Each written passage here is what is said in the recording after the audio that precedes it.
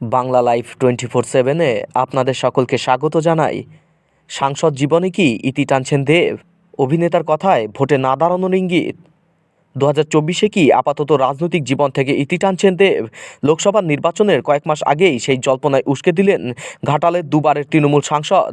সরাসরি প্রশ্নের উত্তর না দিলেও একটি সংবাদ মাধ্যমের সাক্ষাৎকারে অভিনেতা সাংসদ স্পষ্ট জানিয়েছেন 2024-এর নির্বাচনে তিনি ফের লড়বেন কিনা সে বিষয়ে এখনও কোনো সিদ্ধান্ত নেননি। আগামী 22শে ডিসেম্বর নতুন ছবি প্রধানের মুক্তি। সেই ছবিতে দাপুটে পুলিশ ইন্সপেক্টরের ভূমিকায় দেখা যাবে দেবকে। তবে অদূর ভবিষ্যতে অভিনয়ের পাশাপাশি তাকে সাংসদের ভূমিকাতেও দেখা যাবে কিনা তা নিয়ে যথেষ্ট জল্পনা উস্কে দিয়েছেন দেব। 2024-এ তিনি ফের ভোটে লড়বেন কিনা সেই প্রশ্নের উত্তরে দেব বলেন, এবার আমি সত্যিই কিছু ভাবিনি। 2019-এ জানতাম দিদি যদি বলে আমি না বলবো না। এবারে ততটা ভাবিনি। আমি টিকিট পাবো কি পাবো না সেই জায়গায় আমি এখনও যাইনি। অভিনয় প্রযোজনার ব্যস্ততা থেকে সময় বের করে তিনি যে সাংসদ হিসেবে পুরো সময় দিতে পারছেন না তা কার্যত স্বীকার করে নিয়েছেন দেব। তারকা সাংসদের কথায়, আমার জায়গায় যদি পুরো সময়ের কোনো রাজনীতিবিদ সাংসদ হন তাহলে মনে হয় তিনি ঘাটালের জন্য আরও বেশি করে সময় দিতে পারবেন।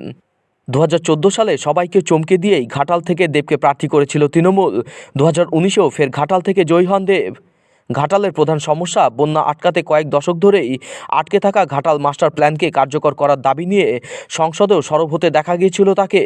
ঘাটালের বন্যা কবলিত এলাকাতে পৌঁছে যেতেন তিনি।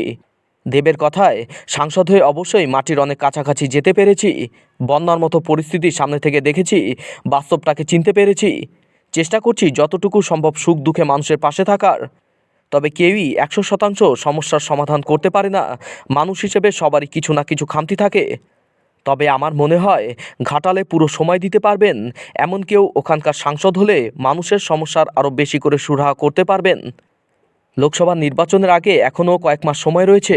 তবে যদি শেষ পর্যন্ত দেব ভোটে না দাঁড়াতেও চান, তার সেই সিদ্ধান্ত তৃণমূল শীর্ষ নেতৃত্ব মেনে নেবেন কিনা সেটা এখন বড় প্রশ্ন।